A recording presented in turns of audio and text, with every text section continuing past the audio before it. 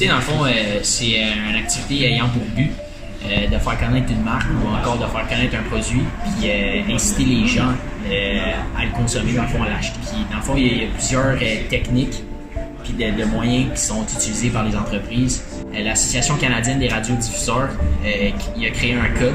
Un code, dans le fond, c'est des règlements, dans le fond, qui régissent la radiodiffusion ou la télédiffusion, qui est communément appelé maintenant le CRTC. L'interdiction de publicité au Québec, ça a commencé avec le gouvernement en 1978. Dans le fond, il y a eu certains dialogues qui se sont passés dans le gouvernement même pour interdire la publicité qui est destinée aux enfants. Car on sait tous que c'est un public cible par les entreprises. Puis dans le fond, la loi se nomme présentement la loi sur la protection qui est régie par la loi de la protection du consommateur.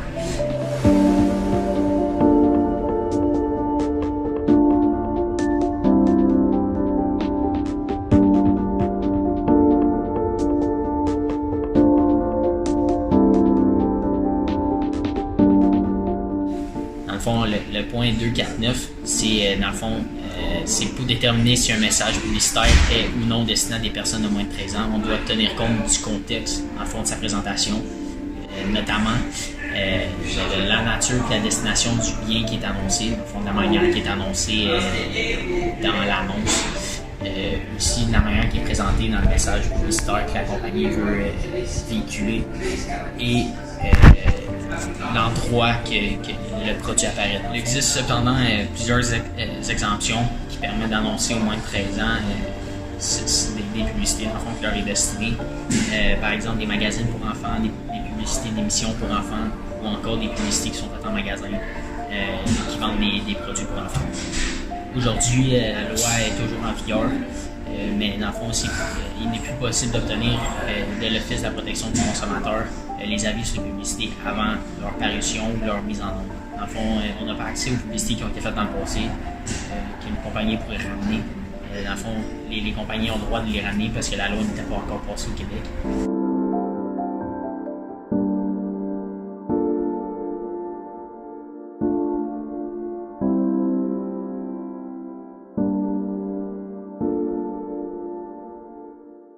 C'est important de savoir quels sont les supports et les médias qui sont visés par la publicité à but commercial qui vise les enfants. On pourrait penser que la télévision en est un grand, mais comme c'est interdit au Québec, on va plus voir le phénomène de la publicité sur les enfants qui va apparaître à la télévision, surtout aux États-Unis. Par contre, au Québec, depuis quelques années maintenant, il y a une mode de diffusion des publicités commerciales qui sont faites par les entreprises, qui sont directement envoyées sur les tablettes et les téléphones cellulaires des parents qui offrent à leurs enfants le temps de quelques minutes de pouvoir jouer à un jeu. Donc les publicités vont apparaître sous forme de bannières ou sinon sous forme, depuis quelques années, de publicités comme à la télévision. Donc le jeu va arrêter complètement pour pouvoir passer la publicité.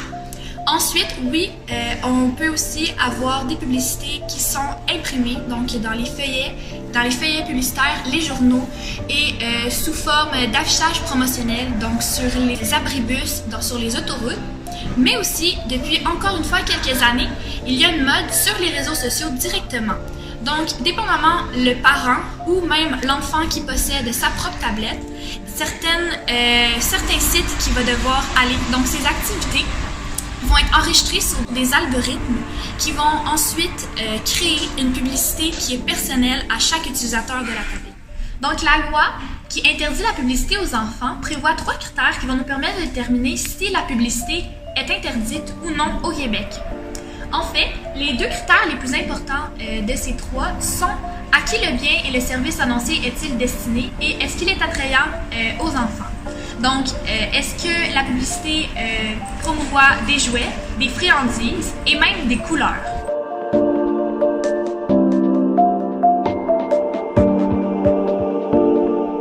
Aussi, si la publicité présente des attraits marqués pour les enfants, sans leur être exclusivement destinés, donc tout ce qui est parc d'attraction et même console de jeux vidéo sont interdits par la loi au Québec. Le deuxième critère, c'est à savoir est-ce que le message publicitaire est conçu pour attirer l'attention de l'enfant. Donc, à savoir, est-ce que la publicité utilise un langage qui est enfantin, utilise un ton aussi qui est enfantin, utilise des personnages fantastiques et de fantaisie ou même virtuels, des animaux et même de leurs propres héros.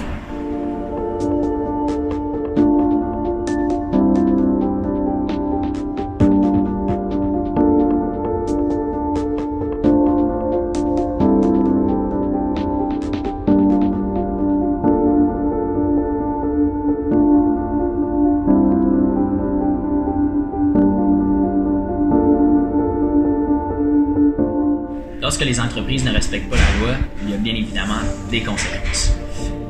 L'Office de la protection du consommateur s'est doté d'un certain pouvoir, dans le fond, pour intervenir lorsqu'une entreprise ne respecte pas la loi qui est en vigueur.